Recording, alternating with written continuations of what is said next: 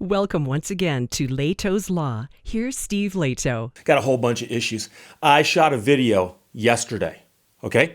And I got all fired up in the video about how things needed to change. There were wrongs being committed in the world. And then last night was New Year's Eve. I'm giving something away here that this is in fact pre-recorded. I also can't hear you talking to me, but it's another story altogether. And as I was going to sleep, before I turned my phone off, I glanced at my messages and someone sent me a note and said, Steve, did you see the update to the hand sanitizer story? Now, the person who sent me that email, number one, I can't find the note. So I may have imagined the whole thing. I don't know. But it turned out there actually was an update. But number two, that person didn't know I'd already shot a video. I shot a complete video where I got all fired up and said there were wrongs in the world that needed to be corrected. And that email indicated to me that those wrongs had been corrected before anybody had heard my tirade. So I'm going to let you know that I'm going to shoot an update now, but not make you sit through an entire video that's out of date or whatever. But I am going to use some of the video I shot before to explain what the problem is and or was. Diagram that sentence, my friends. And then I'm going to update you on what happened. Now, of course, a couple things are going to happen. Number one, you notice I'm wearing two different shirts in the same video. And the $100 bill has moved because I couldn't remember where it was in the previous video. I didn't feel like looking it up. I don't have enough work splicing these two videos together as it is. But first of all, here's what happened as of yesterday. A bunch of people sent me a story knowing I'd appreciate it, and I do. Thank you very much to John, Christopher, Kaylee, and Kent. Stories from Forbes. Remember last year? There's a thing called COVID, and early on it caused a shortage of things like toilet paper and face masks and hand sanitizer. Well, into that gap, a bunch of companies stepped in and said, we can make hand sanitizer. Craft distilleries, businesses that make craft drinks, realized that they were actually capable of making hand sanitizer, so they did that. And they did it with the blessing of the authorities. They did it. They stepped in. They're helping things out. Well, it turns out now the FDA is slapping craft distillers with a $14,000 fee for making hand sanitizer. This is from Forbes.com. Emily Price wrote it. And in the early days of the pandemic, you'll recall things like masks and hand sanitizers were hard to come by, if not impossible to get. So people stepped up and started helping out. It's a feel-good story this summer. But now the FDA is hitting those distillers with a $14,000 fee for making the hand sanitizer, and that will pretty much wipe out the profits that some of those people made. And also, because it's an unexpected fee and it's basically payable quickly, it's threatening to put some of these businesses out of business. So the CEO and president of the Distilled Spirits Council, Chris Swanger, said, this incredibly frustrating news comes as a complete shock to the more than 800 distilleries across the country that came to the aid of their local communities and first responders.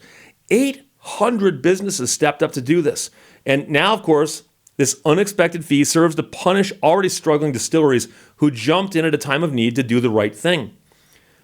He says, while this fee may be a rounding error to a large pharmaceutical company, this will be disastrous to small distilleries who stepped up to help produce a critical product. It will quite literally bankrupt some struggling businesses.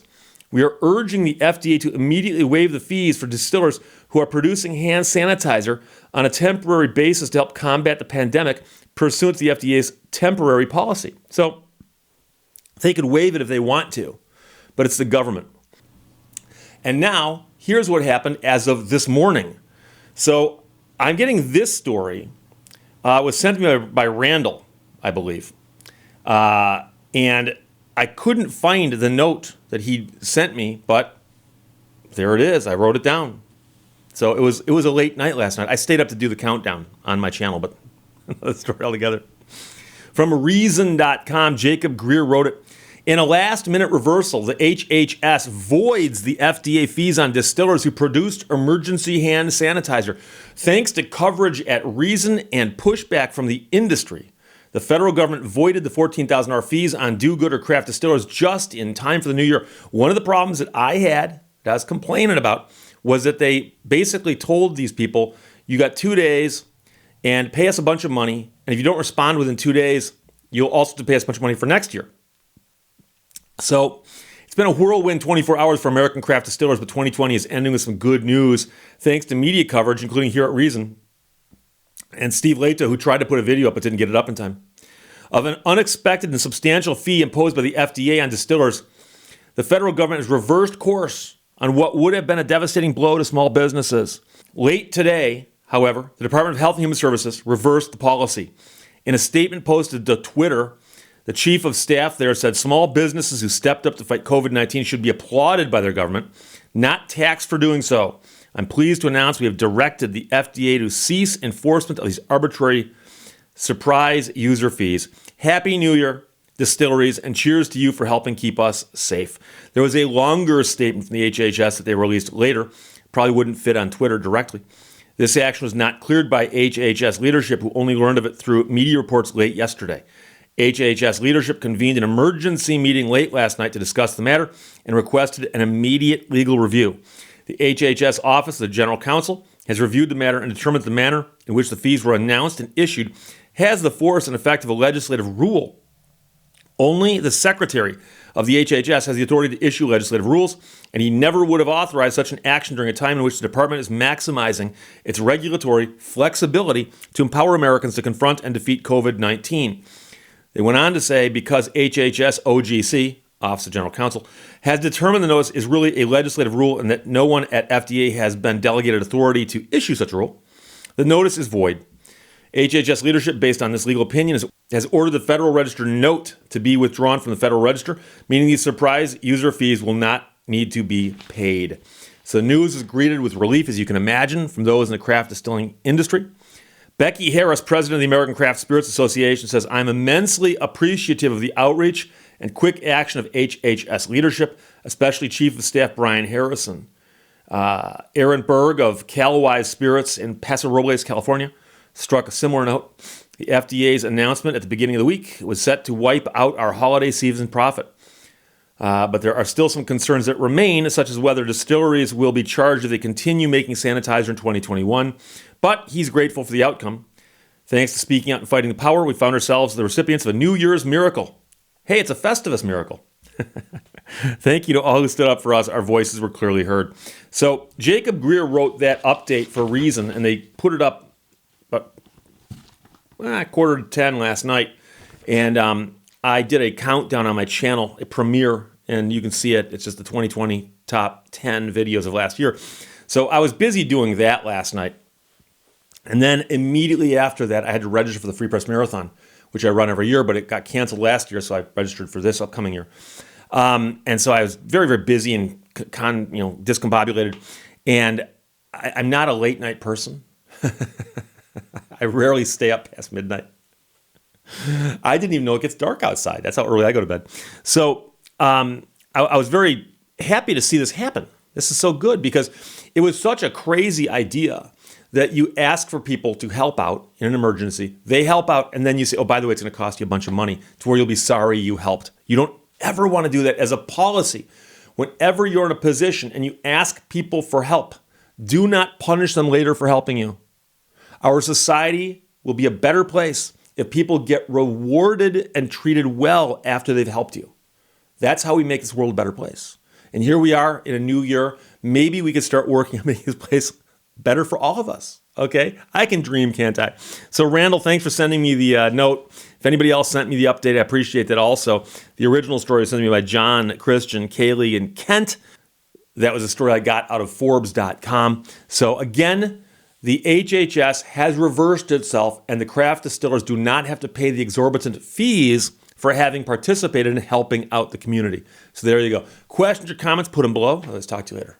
Bye-bye. And this is bizarre. This is really bizarre to me because, there are emergencies. There's things that happen where people are sitting around looking at a situation going, we need help. We need help, whatever it might be. And they can be natural disasters, floods, fires, earthquakes, you name it. Here we have a pandemic.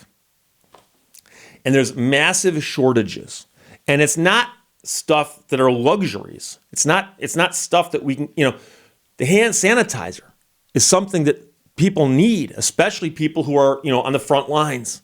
And so when a craft distiller steps up and goes, we will make this especially to help out the people in our community, first responders, people in the hospitals, people in nursing homes. We'll make this to help these people out.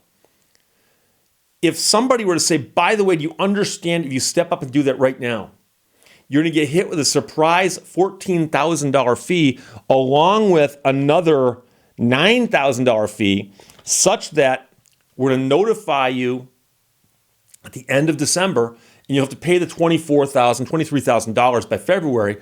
And if you don't want that to happen, you have a 2-day window within which to back out, but you'll still owe the $23,000 from the year before. And most people would look at that and go, that's crazy. That is crazy. And so obviously the FDA could right now step up and say, you know something? It was an emergency. We were asking for all hands on deck. And now that people responded, we're not going to punish them for responding. We're not even asking for them to be rewarded. Okay, we're just asking you to still leave things be. So I saw the headline, and I nothing surprises me nowadays with headlines, right? Especially when it's the government agency, the FDA, slapping craft distillers with a $14,000 fee for making hand sanitizer. And you look at that, and there's a bunch of things wrong with this, not the least of which is, why didn't somebody point that out back at the beginning? Now, I know somebody out there is probably going to say, Steve, if you look through the Code of Federal Regulations, there's a subpart in Section 639, buried someplace in there is a thing that says, by the way, if you do this, boom, you're going to owe a $14,000 fee. That very well could be.